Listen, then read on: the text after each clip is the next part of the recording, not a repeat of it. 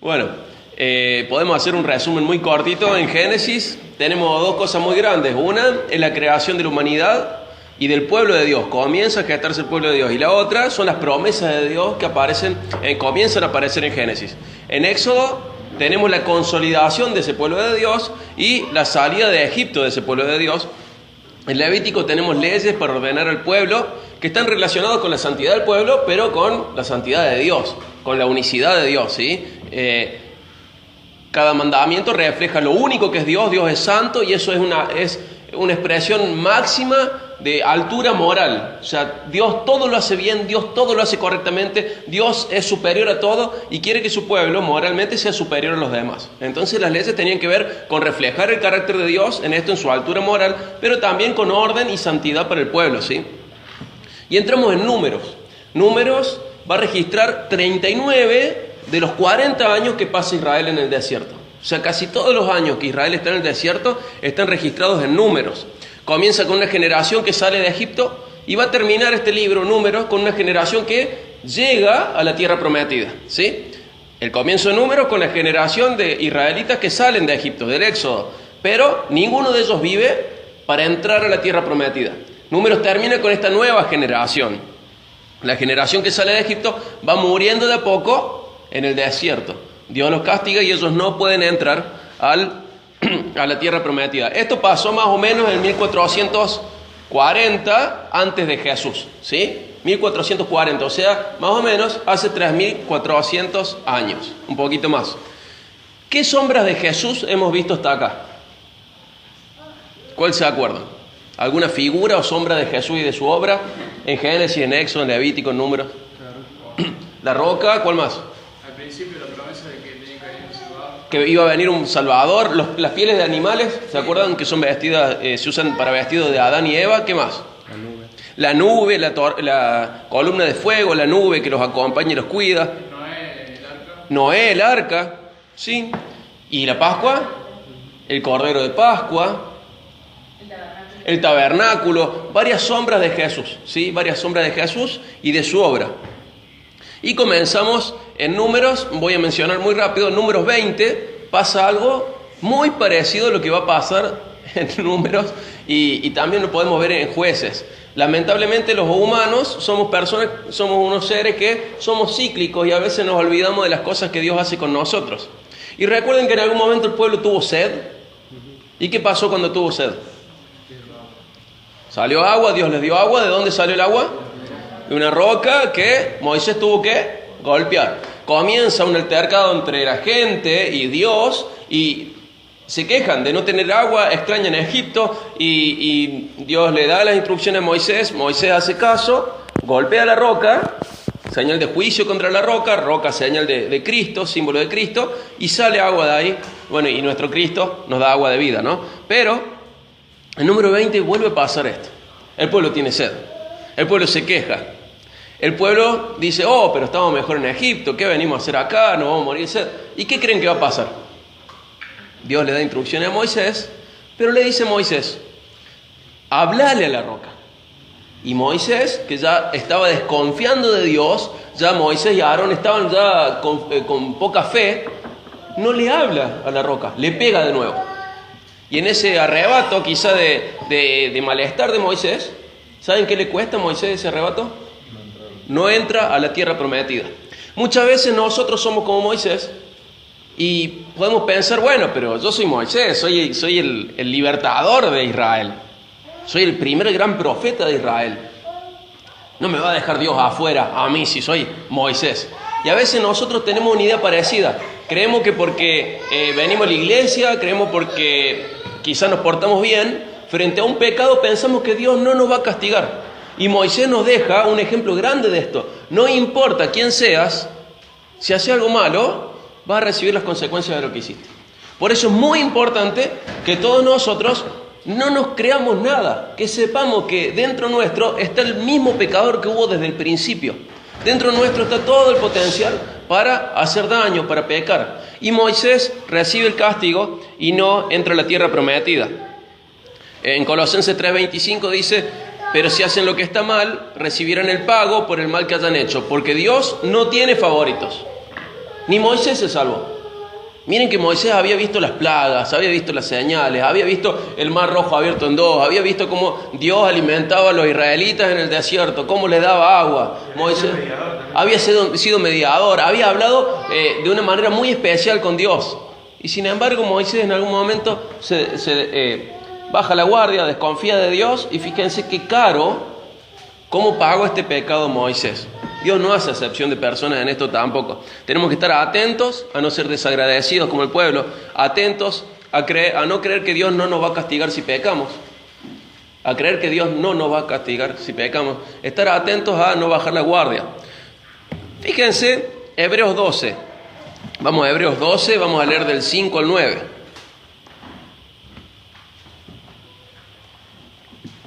Algo muy lindo de este proyecto que estamos haciendo acá es que cada vez el Nuevo Testamento se entiende de una mejor manera para nosotros, con la base en el Antiguo Testamento. El Antiguo Testamento valida al Nuevo Testamento y el Nuevo Testamento nos interpreta al Antiguo Testamento. Los dos van de la mano. Es el mismo Dios, con sus mismos planes, sus mismos propósitos, pero se va revelando progresivamente. Fíjense Hebreos 12, 5 al 9. Dice el 5: ¿acaso olvidaron las palabras de aliento con que Dios les habló a ustedes como a hijos? Él dijo: hijo mío, no tomes a la ligera la disciplina del Señor y no te des por vencido cuando te corrige. Pues el Señor disciplina a los que ama y castiga a todo el que recibe como hijo. ¿A quién castiga? Al que recibe como hijo. ¿Se dan cuenta? ¿Se dan cuenta? El Señor nos quiere corregir. No es un castigo sonso, no es un castigo malo. Fíjense el versículo 7. Al soportar esta disciplina divina, recuerden que Dios los trata como a sus propios hijos. ¿Acaso alguien oyó hablar de un hijo que nunca fue disciplinado por su padre? Si Dios no los disciplina a ustedes como lo hace con todos sus hijos, quiere decir que ustedes no son verdaderamente sus hijos, sino ilegítimos. Ya que respetábamos a nuestros padres terrenales que nos disciplinaban, entonces, ¿acaso no deberíamos someternos aún más a la disciplina del Padre, de nuestro espíritu, y así vivir para siempre? ¿A quién castiga el Señor? Al que recibe como hijo. Y si no nos castiga, ¿qué significa? Que no somos sus hijos. Este castigo no es un arranque de bronca de Dios, no es un capricho de Dios. Este castigo, esta disciplina siempre está apuntando a que nosotros nos parezcamos más a Jesús. Lo más gráfico que se me ocurre en este momento es estar haciendo una obra en una piedra y uno con un cincel le va sacando las partes que sobran de esa obra. Si uno quiere hacer una figura en la piedra, tiene que darle con el cincel y el martillo y van saltando las partes, los pedazos que sobran de esa figura que se quiere armar. Dios quiere formar en nosotros a Jesús y muchas cosas de nosotros sobran. Entonces Dios con su disciplina va cincelando nuestra vida para que esas cosas no estén más, ¿sí? Ese es el propósito, corregirnos y formar a Jesús en nosotros. Y luego vamos a ir a Números 21, 4 al 9, volvemos a Números, donde aparece una figura, la serpiente de bronce. Números 21, 4 al 9.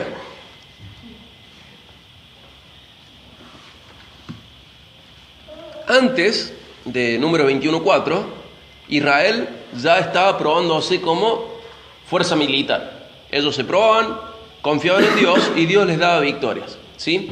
Venían de una victoria militar que el Señor había favorecido. Los primeros versículos del capítulo 21 de Números hablan de eso. Ellos vienen de una victoria militar. Pero fíjense y nomás, 21:4. Dice: luego, el pueblo de Israel salió del monte Hor y tomó el camino hacia el Mar Rojo para bordear la tierra de Edom. Pero el pueblo se impacientó con tan larga jornada y comenzó a hablar contra Dios y contra Moisés. ¿Por qué nos sacaron de Egipto para morir aquí en el desierto?, se quejaron. Aquí no hay nada para comer ni agua para beber. Además, detestamos este horrible maná. Entonces el Señor envió serpientes venenosas entre el pueblo y muchos fueron mordidos y murieron. Y así que el pueblo acudió a Moisés y clamó: hemos pecado al hablar contra el Señor y contra ti. Pide al Señor que quite las serpientes. Así pues, Moisés oró por el pueblo. Entonces el Señor le dijo a Moisés: haz la figura de una serpiente venenosa y átala a un poste. todos los que sean mordidos vivirán tan solo con mirar a la serpiente. Así que Moisés hizo una serpiente de bronce y la ató a un poste. Entonces los que eran mordidos por una serpiente miraban la serpiente de bronce y sanaban. ¿Sí? Hasta acá, números 21, 4 al 9. Fíjense que venimos de una historia en la cual hay una victoria militar brindada por Dios. Venimos de una historia en la cual Dios provee agua de una piedra nuevamente, repitiendo la historia de varios años antes, quizá 38 años antes, más o menos, y se repite esta historia, pero luego de eso aparece el pecado, ¿sí? El pecado. ¿Y cómo ven ustedes que comenzó este pecado? ¿Cómo lo ven? Justo antes de la queja hay algo más. Impacientarse, falta de paciencia. A veces esa falta de paciencia para con Dios, no tenerle paciencia a Dios, se traduce en la puerta para un pecado. Señor, vos no haces nada. Señor, tanto orar al vicio, vos nunca me respondes. Señor, ¿cuántas veces te he pedido? Señor, mira, incluso esa impaciencia en este momento es por tener que caminar un poco más. Y ahí nomás ellos se impacientaron y empiezan ahí a quejarse, que es lo que mencionaban recién. Comienza esa queja. Esta queja está relacionada con la ingratitud, ¿sí? La ingratitud, ese desagradecimiento. Imagínense ustedes haber sido las personas que estando en Egipto vieron las plagas, que estuvieron en una noche en la cual el ángel de la muerte pasó y mató a todos los primeros hijos varones de Egipto, y dice que nunca hubo un día tan oscuro, tan feo, tan triste en Egipto, ni un clamor tan grande en Egipto como ese día, pero en las casas de los israelitas había tranquilidad y paz. Imagínense estar en ese día.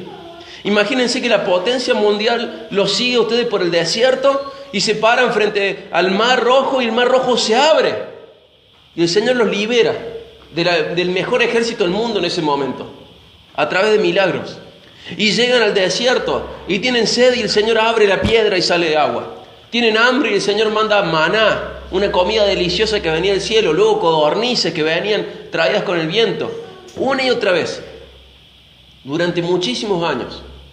Sobre todo especialmente estos más de 40 años, el pueblo ve una y otra vez que Dios está con ellos. Sin embargo, ante la primer prueba, el pueblo se impacienta, el pueblo se queja y el pueblo comienza a ser desagradecido y empieza a dudar acerca de Dios. ¿Dios los iba a hacer morir en el desierto? ¿Habían caducado las promesas dadas a Abraham, a Jacob, a Isaac? ¿Habían caducado las promesas dadas a Adán incluso, si iban a morir los descendientes? No, esa no era la idea. No, el Señor estaba formando un pueblo, el Señor les había prometido cosas. Entonces en esta impaciencia, en esta ingratitud, en estas quejas, podemos ver también dudas acerca de Dios. Y cuestionando sus decisiones. Decían que la esclavitud en Egipto era mejor que el plan de Dios para ellos. Que les era mejor haberse quedado en Egipto. Decían que el liderazgo de Moisés no era bueno, ellos se quejaban contra Moisés y contra Dios. Pero ¿se acuerdan en Éxodo 20? Que ellos pidieron que Moisés fuera el que hablara con Dios. Que ellos tenían miedo y le dijeron, no, anda vos y habla con Dios. Nosotros le tenemos miedo a Dios, anda vos. Sin embargo, ellos mismos ahora se quejan de Moisés. Y Moisés había sido el líder elegido por Dios para esto. Y fíjense que tenían nostalgia de la condición anterior. Tenían esta nostalgia de la vida anterior. Extrañaban su esclavitud, extrañaban su pecado. Ellos habían salido de Egipto, pero Egipto no había salido de ellos. Y corremos ese riesgo como cristianos, ¿sí? De haber salido de la vida de pecado, pero todavía estar extrañando la vida de pecado. Haber salido de una manera de pensar y todavía tener esta nostalgia por la vieja manera de pensar. Salí de la vida de pecado, pero la vida de pecado no salió de mi corazón. Ellos habían salido de Egipto, pero Egipto no había salido de su corazón. Y tenemos que tener cuidado de no ser desagradecidos, de no ser impacientes, de no ser quejosos con Dios. Y nos cuesta mucho, Nos cuesta muchísimo. A mí me cuesta mucho. Quizás no soy tan quejoso contra Dios, pero sí soy desagradecido. ¿Por qué? ¿Acaso no tengo razones para darle gracias a Dios? Hemos creado en nosotros una conciencia de que Dios nos debe algo, de que merecemos lo mejor, siendo que en realidad cuando nos miramos frente a Dios no merecemos lo mejor, merecemos lo peor. Entonces cada bendición dada por Dios es digna de ser agradecida y de ser tenida en cuenta. Tenemos muchísimo, el Señor nos ha dado mucho. Todos hemos estado en situaciones en las cuales pensábamos que no íbamos a salir más adelante, ¿o no? Todos en algún momento hemos pensado, ¿cómo salgo de esta? ¿Qué hago ahora? ¿Cómo voy a salir adelante? Ahora sí que estoy hasta las manos. Sin embargo, una y otra vez hemos salido. Y somos como Israel en el desierto. Una y otra vez el Señor nos ha ayudado, pero una y otra vez nosotros nos olvidamos cuánto nos ayuda Dios y cuánto tenemos para agradecer. Fíjense en el versículo 6, viene el castigo. Por más que era el pueblo de Dios, así como Moisés fue castigado y se quedó sin entrar a la tierra prometida, solamente la pudo ver de lejos, el pueblo de Dios también va a ser castigado. Y el versículo 6 dice ¿cómo? Dice, entonces el Señor envió serpientes venenosas entre el pueblo y muchos fueron mordidos y murieron. El 7 dice, así que el pueblo acudió a Moisés y clamó, hemos pecado al hablar contra el Señor y contra ti. Pide al Señor que quite las serpientes. Así pues, Moisés oró por el pueblo. ¿Qué vemos? ¿Qué hizo de bueno Israel acá? Se arrepintió, reconoció, ¿sí? Reconoció su pecado y lo confesó. Dice que pecaron al hablar contra Dios y contra Él, ¿sí? Y acuden, ¿a quién? A Moisés, ¿sí? Y ahora ya se nos hace cada vez más fácil entender en qué nos parecemos nosotros, ¿no? Cada vez más fácil, porque recién decíamos, bueno, nos parecemos en que no somos lo suficientemente agradecidos o somos impacientes. Pero fíjense que ellos tenían que acudir al único mediador provisto por Dios en ese momento, que era Moisés. Ellos tenían que hacer eso. ¿Y se acuerdan del Proverbio 28:13? ¿Se acuerdan? Ellos tienen que hacer lo mismo que hemos leído varias veces en el Proverbio 28:13. Tienen que reconocer sus pecados, tienen que confesarlo. El Proverbio 28:13 dice, los que encubren sus pecados no van a prosperar, pero si los confiesan y los abandonan, van a recibir misericordia. A veces los confesamos, pero no los abandonamos. A veces decimos, sí, Señor, o le decimos a un amigo incluso, sí, vos sabés que pequé con esto y con esto y con esto, y estoy realmente arrepentido, y decimos todo eso, pero si no abandonamos el pecado, significa que en realidad no nos arrepentimos. Simplemente estamos movidos por alguna emoción pasajera, o no nos gustan las consecuencias que vienen, pero cuando hay arrepentimiento también hay abandono del pecado, no solo confesión del pecado. Y recién ahí viene la misericordia. Ahora se va apareciendo cada día, mejor dicho, cada vez más Israel a nosotros y nosotros a Israel. Nos podemos ver en ellos. Podemos ver que nosotros no somos el Moisés de esta figura. No somos la serpiente de bronce de la figura. Somos ese pueblo quejoso, impaciente, pecador, que necesita reconocer su pecado y abandonarlo para alcanzar misericordia. Nuestra condición puede cambiar solamente si hacemos lo que ellos hicieron, reconocer ese pecado, apartarse del pecado y confiar en el único medio de salvación provisto por Dios. Una y otra vez, Dios ofrece ¿cuántos medios de salvación? Uno. ¿Cuántas fuentes de agua? Uno. ¿Cuántas nubes en el desierto? Una. ¿Cuántos tabernáculos para que la gloria de Dios descienda y tener relación con Dios? Uno. ¿Cuántas columnas de fuego? Uno. ¿Cuántos cruces del Mar Rojo? Uno. Todo uno. Siempre ha sido uno, un medio de salvación. ¿Cuántas arcas? Uno. ¿Cuántas puertas para el arca? Uno. Siempre ha sido un único medio de salvación provisto por Dios. Y acá Dios va a mostrar de nuevo un único medio provisto de salvación. Fíjense en el versículo 8 de Números 21.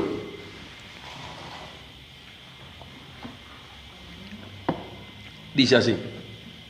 Entonces el Señor le dijo a Moisés, haz la figura de una serpiente venenosa y átala a un poste. Todos los que sean mordidos vivirán tan solo con mirar la serpiente. Así que Moisés hizo una serpiente de bronce y la ató a un poste. Entonces los que eran mordidos por una serpiente miraban la serpiente de bronce y sanaban. Vemos que hay un único medio de salvación. Dios le dice a Moisés, levanta una serpiente, igual que esa que les pica, pero de bronce, y atalo a un poste, colgala en un poste, en una madera. Y al mirar esa serpiente, la gente que era picada iba a ser sanada. El bronce es figura de juicio en el Antiguo Testamento. ¿Recuerdan el altar en el tabernáculo de bronce? Una y otra vez el bronce tiene que ver con el juicio, ¿sí? Recién dije juicio. Tiene que ver con juicio, juicio. El bronce es símbolo de juicio en el Antiguo Testamento. ¿Sí? Y va a haber dos cosas al mirar a la serpiente. Por un lado misericordia y por otro lado gracia. La misericordia es tratar de manera favorable al miserable. Esta gente era miserable. ¿Por qué era miserable? Había sido picada por la serpiente, estaba a punto de morir. No tenía nada para salvarse. Y además, gracia. La gracia es tratar de manera favorable al culpable. Ellos eran culpables y por eso habían recibido ese castigo. Ellos eran culpables. Ellos habían hablado en contra de Dios, se habían quejado contra Dios, se habían quejado contra Moisés, habían hablado en contra de Moisés, habían sido ingratos con Dios, habían sido desagradecidos, no tenían confianza en Dios. Ellos eran culpables. Y Dios lo va a tratar con misericordia, trato favorable para el miserable, y con gracia, trato favorable para el culpable.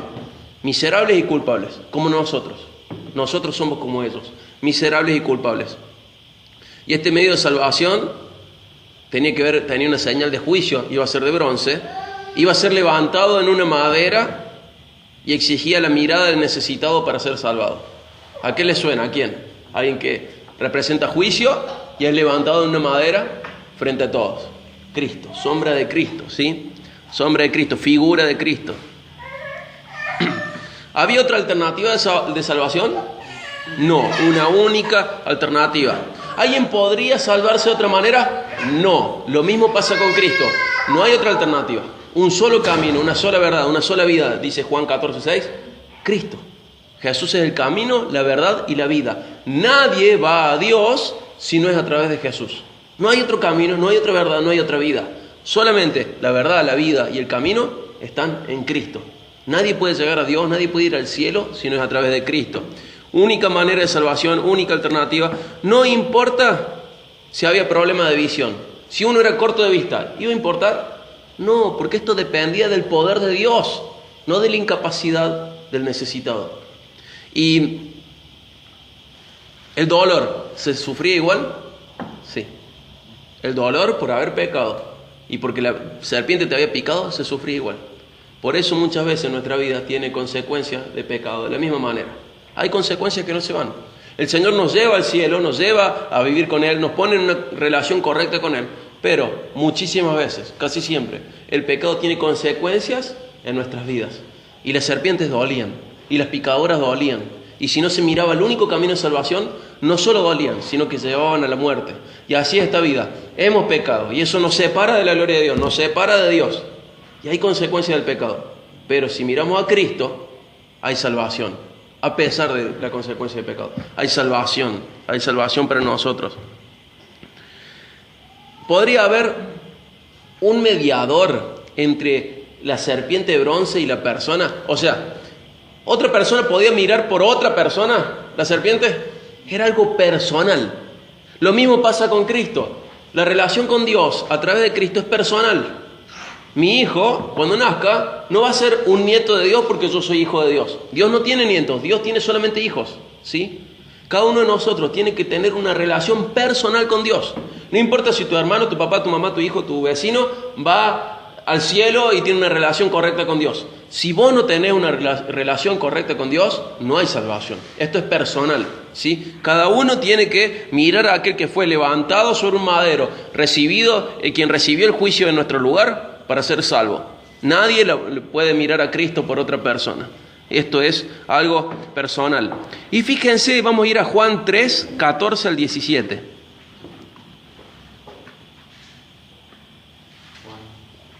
Juan 3, 14 al 17.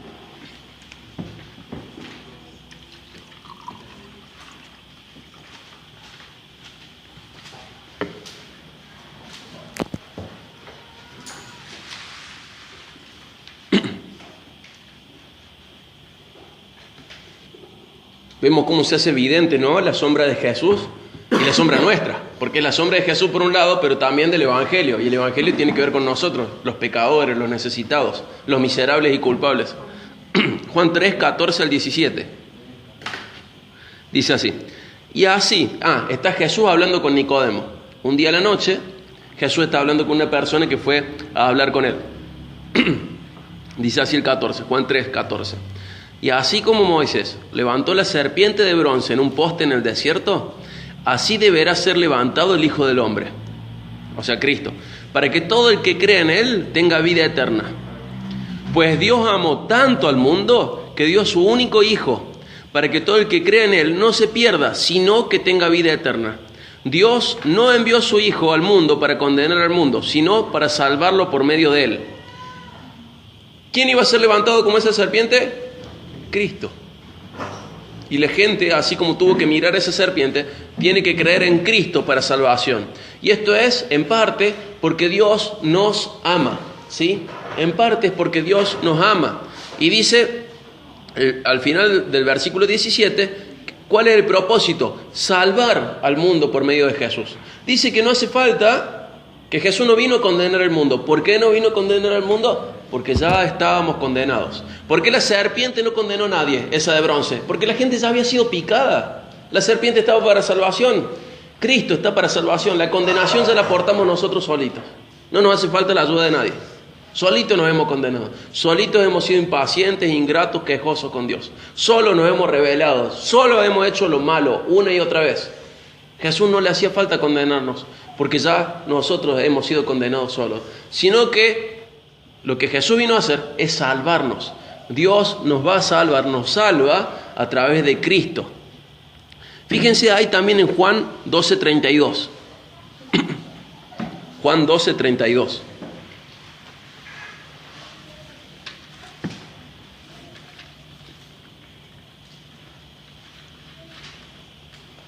Está hablando Jesús y dice: y cuando yo sea levantado de la tierra, atraeré a todos hacia mí. ¿Vieron que la serpiente llamaba la atención? Cristo iba a ser levantado de la tierra, de dos maneras: colgado en una cruz, pero luego también resucitado y al cielo. Y saliendo de la tumba, ¿sí? Es levantado de la tierra cuando es crucificado, es levantado de la tierra cuando sale de la tumba, y es levantado de la tierra cuando asciende al cielo. Cristo fue levantado de la tierra. Así como esa serpiente en un momento fue levantada, Cristo fue levantado. ¿Y qué más? ¿Qué dice? Que los va a traer a todos hacia sí. Eso es lo que ha hecho Cristo por nosotros. Él atrae a los que Él quiere llamar hermanos. Él atrae a los hijos de Dios, los atrae a sí mismo. Y esa atracción es irresistible. Una vez que Dios aparece en tu vida, vos no te puedes resistir, vos no querés otra cosa. Vos no querés dejarlo por otra cosa. Podés sufrir, podés comparar... Pero ahí puede haber una tirantez entre amistades y Dios, una tirantez entre una novia, un novio y Dios, y muchas otras cosas, pecados y Dios, pero vas a ver que cuando Dios te llama, te vas sintiendo irresistiblemente atraído hacia Dios, y tu pecado empieza a ser menos atractivo, esa relación que no está bien empieza a ser menos atractiva, esas amistades empiezan a ser menos atractivas, porque Dios te está atrayendo a sí mismo de la misma manera que esa serpiente atraía a la gente así para salvación. Jesús nos atrae a sí mismo, ¿sí? Y no lo vamos a buscar ahora, pero en Hechos 4:12 dice que en ningún otro hay salvación. Así como en la víbora solamente había salvación, Hechos 4:12 dice, en ningún otro hay salvación. Dios no ha dado ningún otro nombre bajo el cielo mediante el cual podamos ser salvos. Solamente a través de Cristo podemos ser salvos. No hay otro camino, no hay otra alternativa, no hay otra manera, no hay otra solución a nuestro pecado, no hay otra solución a nuestra miseria y nuestra culpabilidad. Solo Cristo, ¿sí? Cristo. Y no solo, o sea, solo Cristo y Cristo solo. No puede ser Cristo y la Virgen María. Cristo y mis buenas obras. No, Cristo solo y solo Cristo nos salvan. No hay salvación fuera de esto. Si yo le agrego algo, ya no es lo que Dios quiere. Si yo le quito algo, ya no es lo que Dios quiere. Solo Cristo y Cristo solo, ¿sí? Este medio de salvación tenía la forma del medio de perdición. ¿Se dieron cuenta? ¿Cuál era el medio de perdición y de muerte? Una víbora que te picaba. ¿Y qué es lo que se levanta? Una víbora de bronce. Tenía la misma forma, pero no era lo mismo. Jesús tomó nuestra forma. Nosotros aportamos el pecado, aportamos la muerte, pero Él trajo vida. Esas serpientes ardientes que dice la Biblia, que picaban a la gente, llevaban sufrimiento y muerte. Y la serpiente que fue levantada trajo vida. Nosotros aportamos sufrimiento y muerte a través del pecado, pero el que es parecido a nosotros, cuando fue levantado, trajo vida. Fíjense Romanos 5, 17 al 19, vamos a leer. Romanos 5, 17 al 19.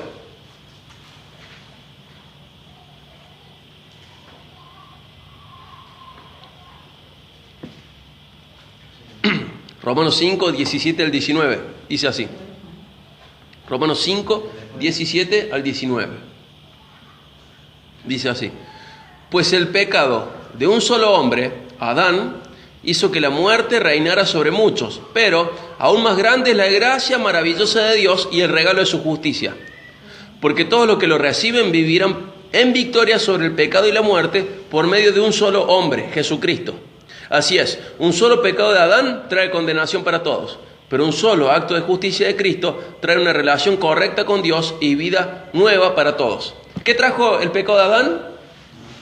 Muerte. ¿Y qué trae la gracia maravillosa de Dios? Ese regalo de justicia. Dice que, aunque la muerte reinara, mucho más grande la gracia maravillosa de Dios. Me gusta una frase de un escritor que fue muy bueno, Matthew Henry. Dice, la marca de inundación del pecado, que era mucha, fue tapada y borrada por la marca de inundación de gracia. Ahora que tenemos el río crecido es fácil recordar eso. Una marca que llega a todos lados y que es altísima es tapada por una marca superior. El pecado era mucho, pero la gracia de Dios es más alta todavía y borra la marca anterior, ¿sí? Pero solo si estamos en Jesús. La marca de pecado fue borrada por una marca de inundación de gracia que era más alta, era superior, esa gracia maravillosa, ese regalo de justicia. Y trae victoria sobre el pecado y la muerte por medio de un solo hombre, Jesucristo. Un solo pecado de Adán trajo condenación para todos, pero un solo acto de justicia de Cristo trae una relación correcta con Dios y vida nueva para todos. ¿Qué trae? Una vida nueva y una relación correcta con Dios. Este acto de Jesús. ¿Sí? Y fíjense Filipenses 2. Filipenses 2, 6 al 11.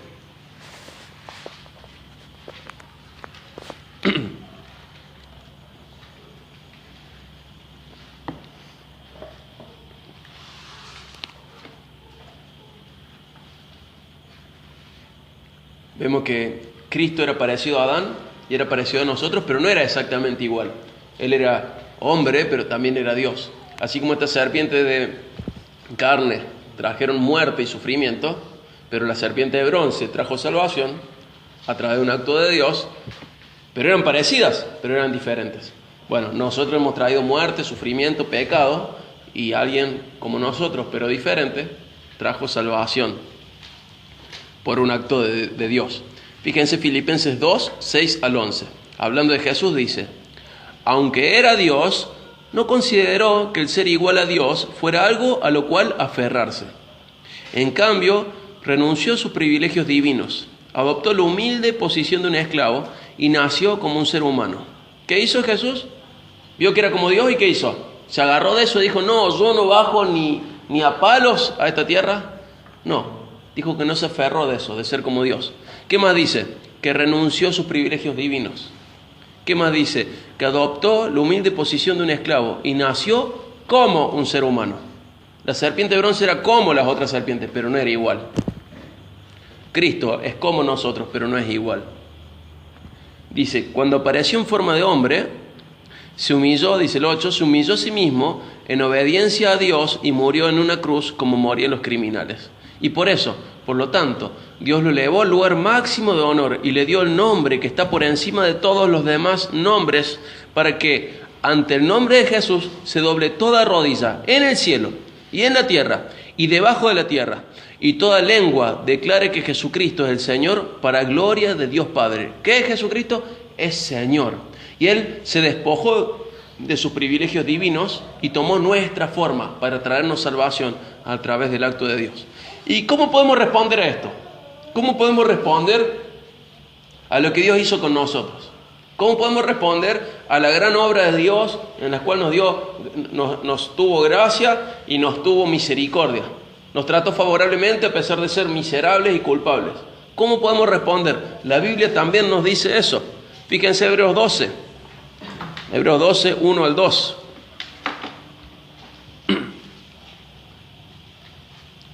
¿Qué nos toca ahora que entendemos que hemos sido como los israelitas, que Dios proveyó un único acto, un único camino de salvación, que nos ha presentado a nosotros ese único camino de salvación, que se ha acercado a nosotros que nos ha tratado con gracia, con misericordia, ¿cómo podemos responder? Vamos a leer dos pasajes, uno es el de Hebreos 12, 1 al 2, y luego vamos a leer el siguiente, que hablan un poco de cómo podemos responder con esto, ¿sí? Hebreos 12, 1 al 2. Dice, por lo tanto, ¿sabes que estamos rodeados por una enorme multitud de testigos de la vida de fe? Quitémonos todo peso que nos impida correr, especialmente el pecado que tan fácilmente nos hace tropezar. Y corramos con perseverancia la carrera que Dios nos ha puesto por delante. Y acá dice, ¿cómo podemos hacer esto? Esto lo hacemos al fijar la mirada en Jesús, el campeón que inicia y perfecciona nuestra fe. Debido al gozo que le esperaba, Jesús soportó la cruz, sin importarle la vergüenza que ésta representaba. Ahora está sentado en el lugar de honor junto al trono de Dios. Pero fíjense, dice que nos despojemos de dos cosas. Habla de un peso general y del pecado. En otra traducción dice lastre, ¿sí? Es algo que no nos impide ir bien en la vida cristiana. Nos tenemos que despojar del pecado y eso lo sabemos todos. Pero a veces hay en nuestras vidas cosas que no son pecado, pero que no son buenas, o que ocupan el lugar de lo mejor. No son pecado, pero impiden que corramos como Dios quiere. Nos tenemos que despojar del pecado, pero también nos tenemos que sacar de encima ese peso, ese lastre, esa molestia, esas cosas que no están en el lugar que Dios quiere. Esas prioridades incorrectas, esas relaciones incorrectas, esos hobbies incorrectos, un montón de cosas que a veces no son pecados, pueden ser buenas, pero están en el lugar o en el tiempo incorrecto, ¿sí? Son peso y nos impiden correr igual que el pecado. Aunque no sean pecados, ¿sí? ¿Me explico? ¿Se entiende? No son pecados, pero no nos dejan correr. Puede ser una amistad, y tenemos una amistad que no es un pecado la amistad, pero esa amistad nos lleva lejos de Dios, o no nos deja avanzar hacia Dios. Hay un montón de cosas que pueden representar este lastre. Y dice, ¿cómo vamos a hacer para despojarnos de este peso y del pecado? Fijando la mirada en Jesús, una y otra vez. Así como esa serpiente fue levantada en el desierto con símbolo de juicio, y la salvación venía solamente, la sanidad venía solamente mirando a esa serpiente, nosotros tenemos que levantar la mirada, despojarnos del peso y del pecado, dos cosas diferentes que hacen lo mismo, y mirar a Cristo, una y otra vez a Jesús, su vida correcta. Es nuestra respuesta a esta salvación. Mirar a Jesús, ver su ejemplo, ver sus exigencias, ver su amor, ver cada cosa de Él. Eso hace que podamos soltar el pecado y que podamos soltar algo que a veces no le prestamos atención, el lastre. Solamente si miramos a Jesús. Si no miramos a Jesús, nos empezamos a llenar de lastre y nos empezamos a llenar de pecado. Cuando miramos a Jesús, empezamos a soltar esas cosas. Uno no puede ver si otro está mirando a Jesús o no, pero sí podemos ver entre nosotros qué tipo de lastre tiene cada uno y qué tipo de pecado tiene cada uno.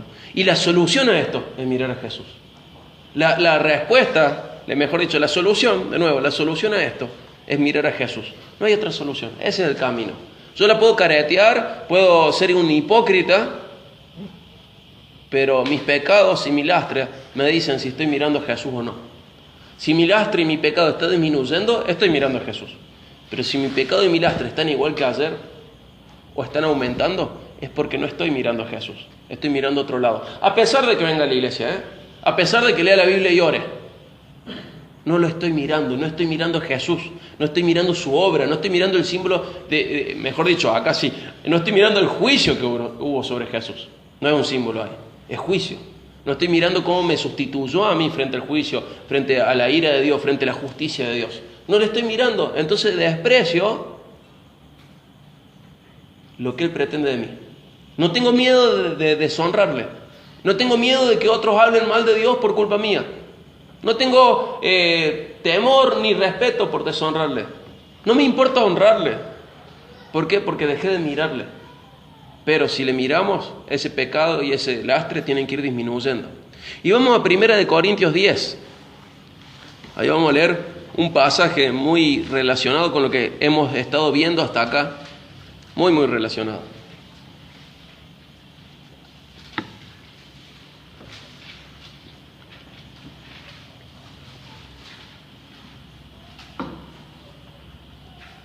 Pregunta: ¿quiénes son los hijos de Abraham?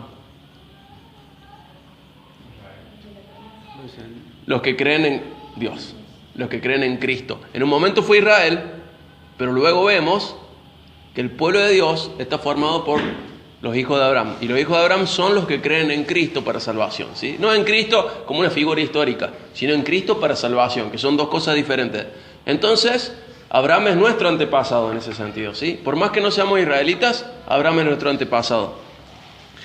Y acá la carta está escrita a los corintios, que no eran judíos tampoco, no eran israelitas. Sin embargo, fíjense esto, 1 Corintios 10, 1.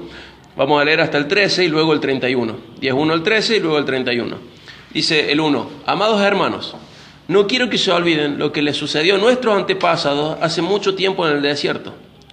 Pues todos fueron guiados por una nube que iba delante de ellos y todos caminaron a través del mar sobre tierra seca. Todos ellos fueron bautizados en la nube y en el mar como seguidores de Moisés. Todos comieron el mismo aliento espiritual y todos bebieron la misma agua espiritual. Pues bebieron de la roca espiritual que viajaba con ellos, y esa roca era Cristo. Sin embargo, Dios no se agradó con la mayoría de ellos, y sus cuerpos fueron dispersados por el desierto. ¿Se dan cuenta? Todos tienen la misma bendición. Nosotros hoy estamos todos acá en la iglesia, todos estamos escuchando lo mismo, todos estamos aprendiendo, todos oramos, todos leemos la Biblia, pero no todos agradaron a Dios. De ese pueblo, ¿cuántos agradaron a Dios? 2, Josué y Caleb. El resto no agradó a Dios y sus cuerpos fueron dispersados por el desierto. Todos. Y dice, recuerden lo que sucedió con nuestros antepasados. Comienza así, amados hermanos, no quiero que se olviden de lo que sucedió a nuestros antepasados. Y habla de bendiciones, de muchas bendiciones que recibieron todos. Pero Dios no se agradó con la mayoría de ellos y sus cuerpos fueron dispersados por el desierto. El 6 dice, esas cosas sucedieron como una advertencia para nosotros, a fin de que no codiciemos lo malo como hicieron ellos. ¿Para qué sucedió eso? Como una advertencia. ¿Para quién? Para nosotros. Podemos decir lo mismo que decían los corintios. Los corintios lo tomaban para ellos y nosotros lo podemos tomar para nosotros. Porque también somos descendientes de Abraham. También son ellos nuestros antepasados espirituales, ¿sí? Dice el 6, esas cosas sucedieron como una advertencia para nosotros, a fin de que no codiciemos lo malo como hicieron ellos, ni rindamos culto a ídolos como hicieron algunos de ellos. Como dicen las Escrituras, el pueblo celebró con abundante comida y bebida y se entregó a diversiones paganas. Y no debemos cometer inmoralidad sexual como hicieron algunos de ellos, lo cual causó la muerte de 23,000 personas en un solo día. Quizá en otro momento podemos hablar de esta situación, pero fíjense que sirve de advertencia. Si yo vengo en una curva a 140, 150 kilómetros por hora, rompiendo ya la ley, y veo, ya estoy rompiendo la ley de máxima de velocidad, y veo el cartel que dice curva cerrada, y tengo una persona a mi lado que me dice, estás yendo muy rápido, la velocidad ya rompiste la ley del país, no podés ir a esa velocidad, hay una curva. Tenés la advertencia y la persona me advierte a mí de mi velocidad, de que yo estoy rompiendo la ley y que encima estoy no prestando atención a la advertencia. ¿Yo me tengo que enojar con esa persona? No. Muchas veces entre nosotros nos marcamos ese tipo de cosas. No estás siguiendo la ley de Dios. Viene la curva y te vas a golpear. Viene la curva y vas a tener un accidente. Y no es por ser... Lo único que nos motiva es que no queremos que vuelquen, no queremos que tumben, no queremos que tengan un accidente, no queremos que se arruinen la vida. No queremos eso. Entonces en amor, la persona que está al lado tuyo te dice, estás rompiendo la ley, está el cartel, presta atención a la advertencia. Y no debes enojarte con esa persona porque te lo está diciendo por amor, para que vos no te arruines tu propia vida. En esto cada uno viaja solo. A diferencia de estar en el auto, que la otra persona te lo puede decir por sí mismo. Che, baja la velocidad, respeta la ley, respeta el cártel, porque nos vamos a morir los dos. Acá la persona no está en tu auto. Este auto es tuyo. Este automóvil es tuyo. Y la persona que está al lado tuyo te dice, fíjate, no estás prestando atención a la ley. No estás prestando atención a la advertencia que hay. Y el que va a recibir el daño sos vos, nadie más. Y fíjense la lista de advertencias, decía.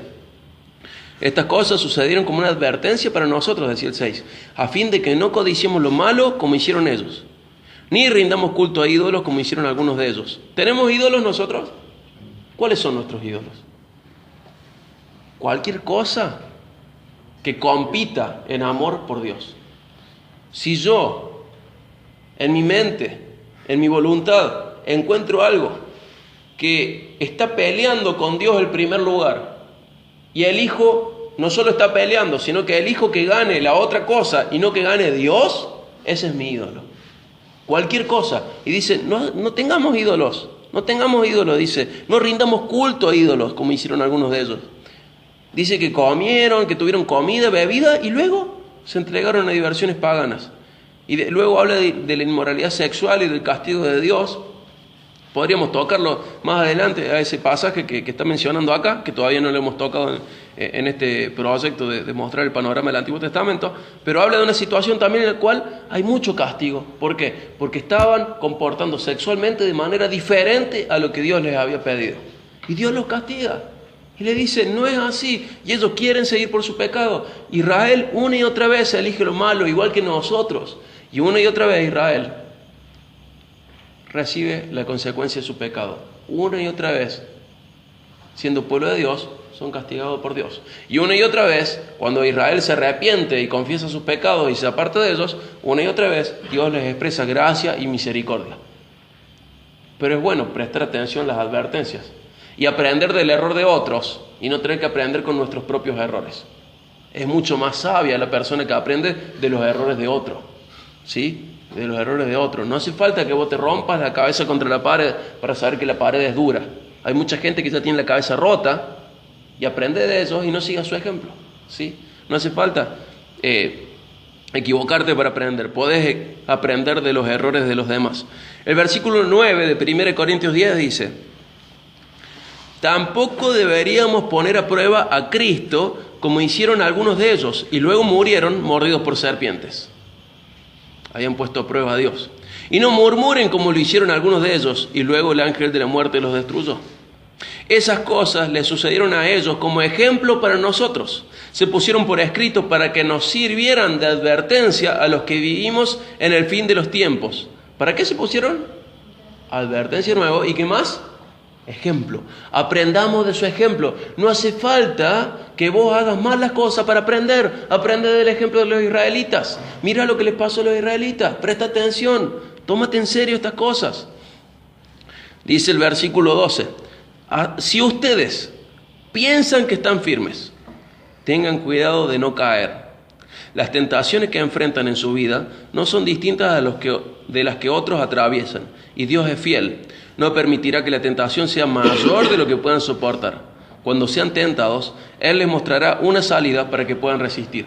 Acá dice 3 cosas muy interesantes. Primero, me voy a retroceder un versículo. En el 12 dice que el que piense que está firme, ¿qué tiene que ver?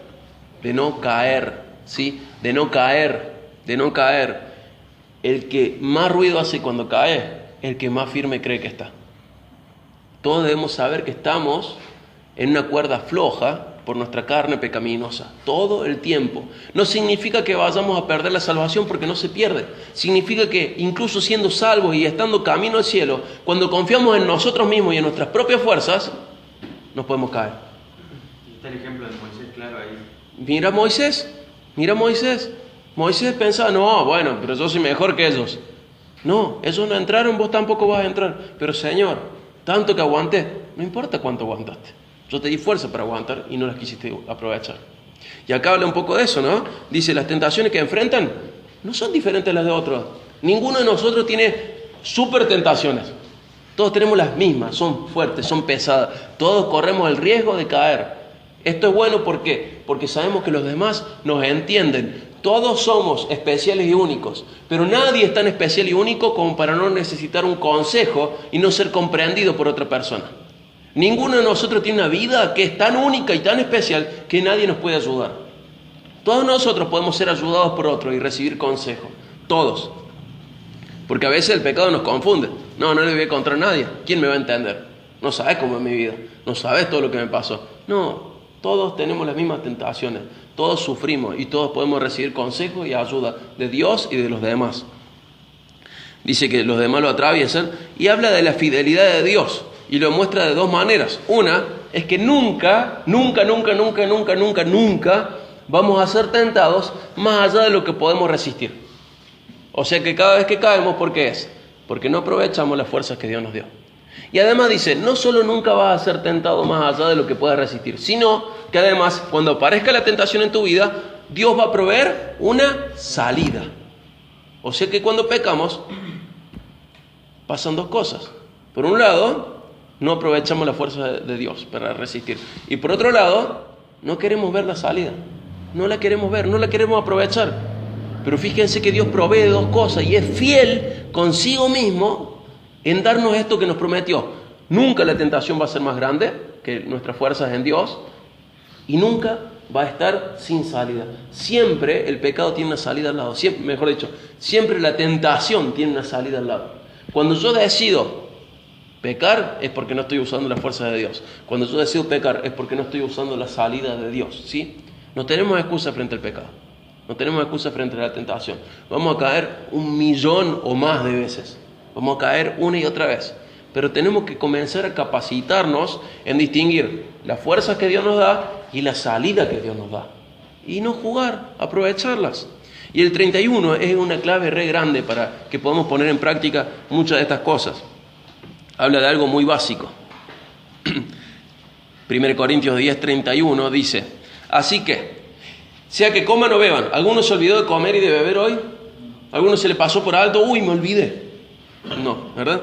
Así que coman o beban, cosas muy básicas, o cualquier otra cosa que hagan, háganlo todo para la gloria de Dios.